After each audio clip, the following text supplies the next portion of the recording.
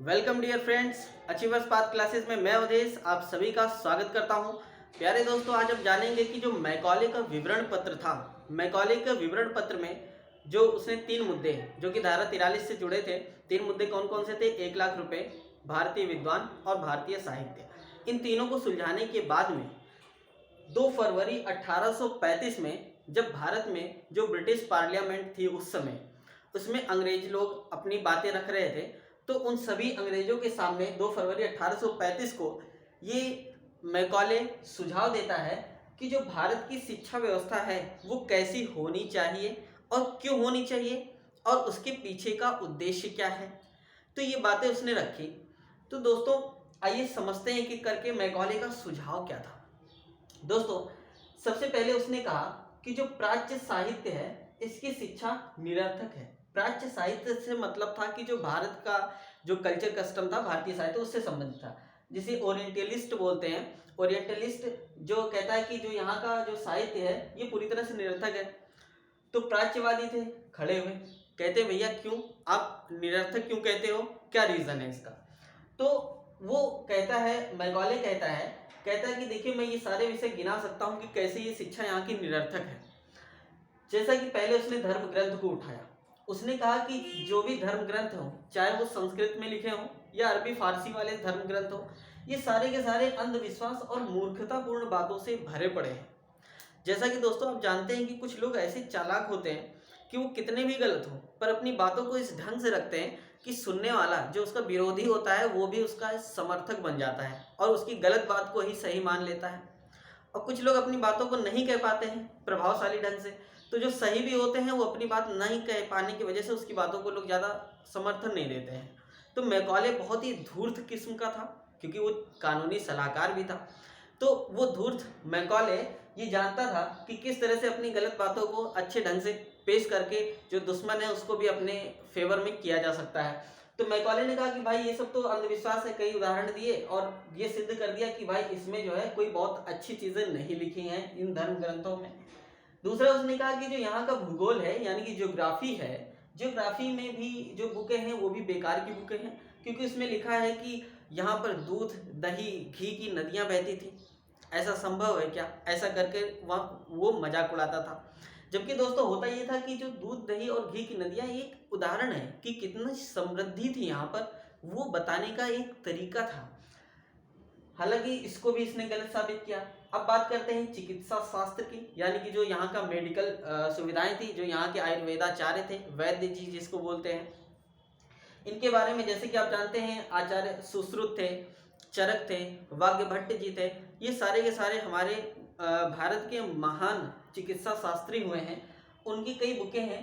तो मैकॉले पढ़ता है इनकी बुकों को, कहता है कि इनकी बुकें जो चिकित्सा शास्त्र है वो किसी काम की नहीं है। पूछा गया क्यों भाई, ऐसा क्यों बोलते हो? उसने कहा कि यहाँ पर ऐसी ऐसी बातें लिखी हैं। एक तो उसने अपने उदाहरण दिए और उसने उदाहरण देकर के कहता है कि जो अंग्रेज पशु चिकित्सक यानी कि जो वेटरनरी होता है यानी कि जानवरों के जो डॉक्टर होते हैं, अगर वो जानवरों का डॉक्टर भी पढ़े तो वो शर्मा जाए कि ऐसे ऐसे भी चिकित्सा होती है क्या। तो ऐसे करके उसने अपने तर्क दिए। फिर ज्योतिष शास्त्र के बारे में मैकॉले कहता है कि यहाँ का जो ज्योतिष शास्त्र है ये एक से एक काल्पनिक बातों से भरा पड़ा है। ये लोग कहते हैं ऐसा करो तो ऐसा होगा, वैसा करो तो वैसा होगा। भाई ऐसा वैसा करने से सब चीज़ें कैसे सही होंगी? ऐसे करके वो काफ़ी मजाक उड़ाता है ज्योतिष शास्त्र का और इसको भी निरर्थक साबित कर देता है। उसके बाद इतिहास की बात करते हैं। दोस्तों, इतिहास के बारे में उसने कहा कि यहाँ पर इतिहास के बारे में, यहाँ के इतिहास में 30-30 फुट लंबे राजाओं का वर्णन मिलता है। ऐसा कह करके वो मजाक उड़ाता है। लेकिन वो धूर्त मैकॉले अंदर से जानता था कि जो भारत का इतिहास है बहुत ही समृद्ध और गौरवशाली रहा है। यहाँ पर पृथ्वीराज चौहान, शिवाजी, चाणक्य, चंद्रगुप्त जैसे कितने भी वीर पुरुषों ने यहाँ पर इस इतिहास में शामिल, कितने वीर पुरुषों ने अपने इतिहास का, अपने गौरवशाली सभ्यता को बनाए रखा है। और यहाँ पर उसके बाद वो साहित्य की बात करता है। तो कहता है कि जो यहाँ की साहित्य है, एक्चुअल में दोस्तों होता क्या है, जो साहित्य होता है, साहित्य एक्चुअल में वहाँ की फिलॉसफी से, माइंड सेट से, जो किसी भी कंट्री का, चाहे वो कोई भी देश हो, हर एक देश की एक अपनी फिलॉसफी होती है, अपना एक माइंड सेट होता है वहाँ के लोगों का। तो जो साहित्य लिखे जाते हैं तो भाई वहीं के माइंड सेट से वो लिखे जाएंगे। तो कहता है कि जो यहाँ का साहित्य है, भारतीय साहित्य, चाहे वो संस्कृत में हो या अरबी फारसी में हो, ये सब निरर्थक है, बेकार की बातें हैं। उसने ये भी सिद्ध कर दिया। तो ये कैसे सिद्ध किया दोस्तों, इसका भी तर्क यहाँ पर और मिलेगा। हालांकि ये बातें उसने सिद्ध की, सारे विषय उसने कहा कि सब निरर्थक है, इसलिए प्राच्य साहित्य की शिक्षा निरर्थक है, उसने बताया मैकॉले ने। उसके बाद दूसरी बात कहता है जो पाश्चात्य साहित्य और उसका ज्ञान है, ज्ञान की शिक्षा ही महत्वपूर्ण है। पूछा गया क्यों भाई, सिर्फ पाश्चात्य चीजें ही, यानी कि जो वेस्टर्न चीजें हैं, एंग्लिसाइड्स चीजें हैं, एंग्लिसाइड्स चीजें जो हैं ये सब ही क्यों समर्थवान है, बाकी यहाँ के लोगों की शिक्षा क्यों बेकार है, ज्ञान क्यों बेकार है। तो मैकॉले ने तर्क दिया। मैकॉले कहता है कि यहाँ पर जो अंग्रेजी साहित्य है वही सर्वश्रेष्ठ है, क्योंकि मैकॉले जो जॉन और मिल्टन जैसे फिलोसफर का बड़ा सपोर्टर था, तो उसने सिद्ध किया कि भाई अंग्रेजी साहित्य सर्वश्रेष्ठ है, इसलिए इनको अंग्रेजी साहित्य और इसकी फिलॉसफी से ही परिचय कराया जाना चाहिए। दूसरा, वो जानता था कि यहाँ के लोगों को अगर इनकी भारतीय सभ्यता से ही, भारतीयों को भारतीय सभ्यता से दूर किया जाए और उन्हें हमारी सभ्यता यानी कि अंग्रेजों की सभ्यता पढ़ाई जाए, तो वो भारतीय अपनी सभ्यता को भूल जाएंगे और हमारे ही हिसाब से, हमारे तरीके से काम करेंगे, हमारे गुलाम बन के रहेंगे, क्योंकि वो हमारी सभ्यता को श्रेष्ठ मानेंगे। जब वो अपनी सभ्यता जानेंगे नहीं तो हमारी सभ्यता को श्रेष्ठ मानेंगे। ऐसा मैकॉले सोचता था। मैकॉले को चाहिए था, मैकॉले को यानी कि जो ब्रिटिश जो रूलर थे उनको चाहिए था एक ईमानदार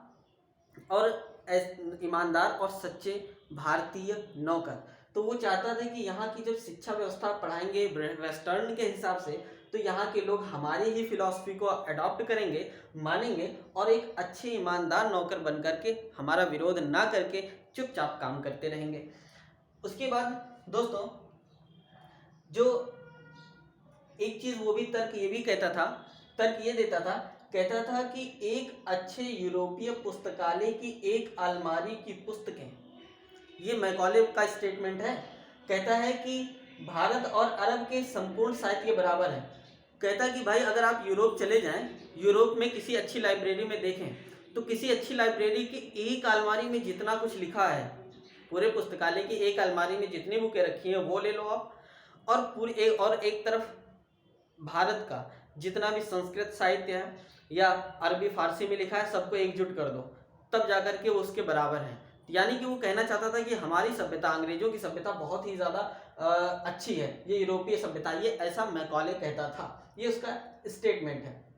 दूसरा वो ये चाहता था, कहता था कि हमें भारत में एक ऐसे वर्ग को विकसित करना है जो हमारे लिए, हमारे और उनके का मतलब जिन पर हम राज्य करते हैं यानी कि भारतीय लोग, ये एक संदेश वाहक का काम करें। कहने का मतलब दोस्तों ये है, मैकॉले चाहता था मोस्टली वो उच्च वर्ग के लोगों पर ही टारगेट करता था, उच्च वर्ग के लोगों को ही टारगेट करके उनको ही एजुकेशन देना चाहता था, उनको ही सब कुछ समझाना चाहता था। ऐसा क्यों?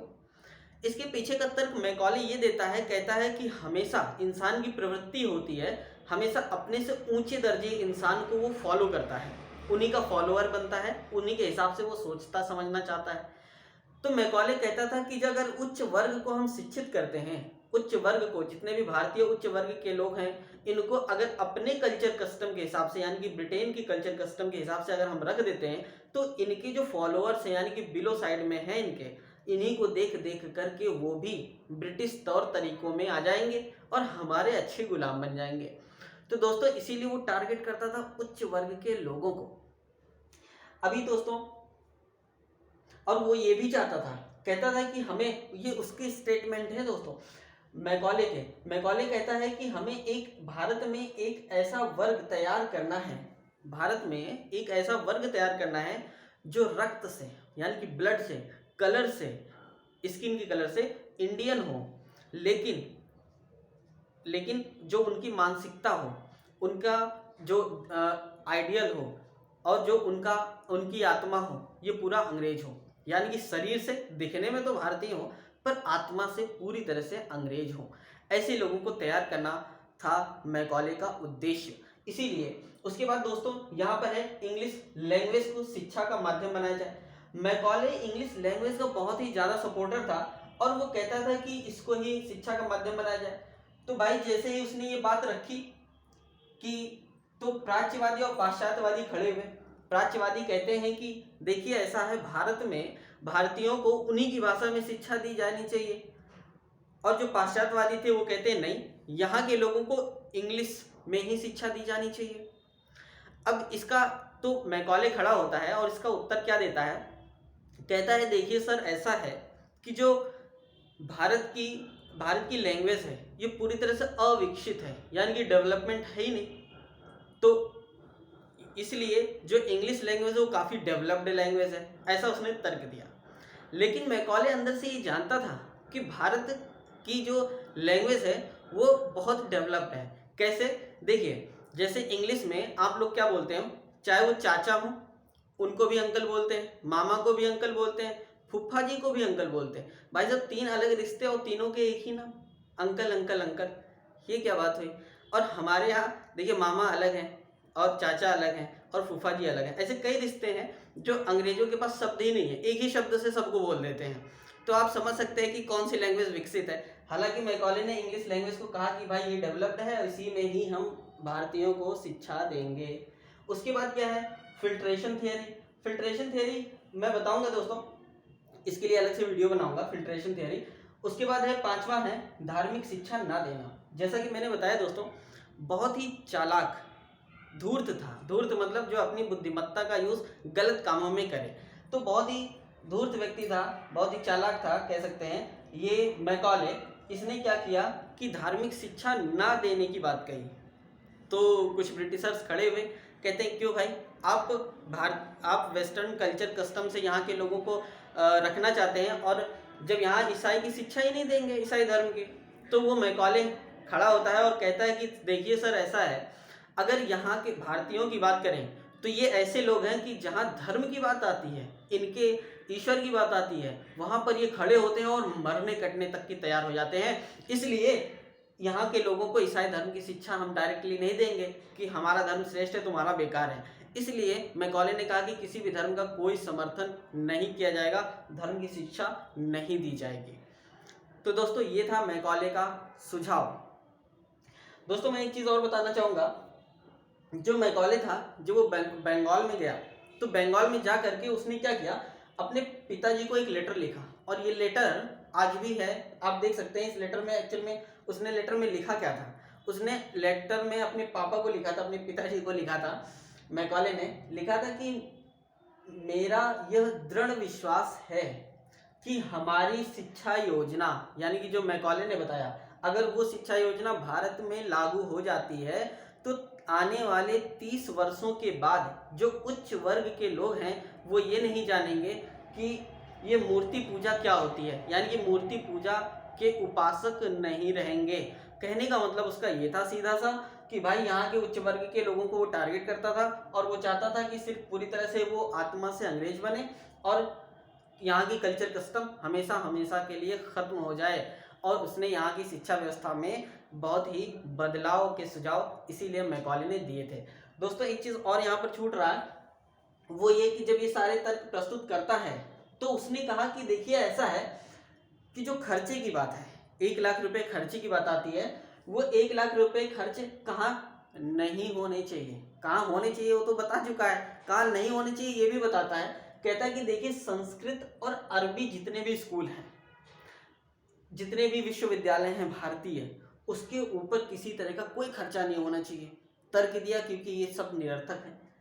उसके बाद वो कहता है कि जो प्राच्य साहित्य है, यानी कि जो भारतीय का जो साहित्य है, यहाँ के लोगों का साहित्य है, इनकी बुकों को किसी तरह से पब्लिश करने में गवर्नमेंट का 1 रुपया भी नहीं खर्च होना चाहिए। तो ये थे मैकॉले के सुझाव। तो दोस्तों मिलते हैं नेक्स्ट वीडियो में, जरूर बताइए कमेंट्स बॉक्स में कि कैसे लगा ये वीडियो। मिलते हैं नेक्स्ट वीडियो में। वीडियो को लाइक कीजिए, शेयर कीजिए और सब्सक्राइब कीजिए दोस्तों।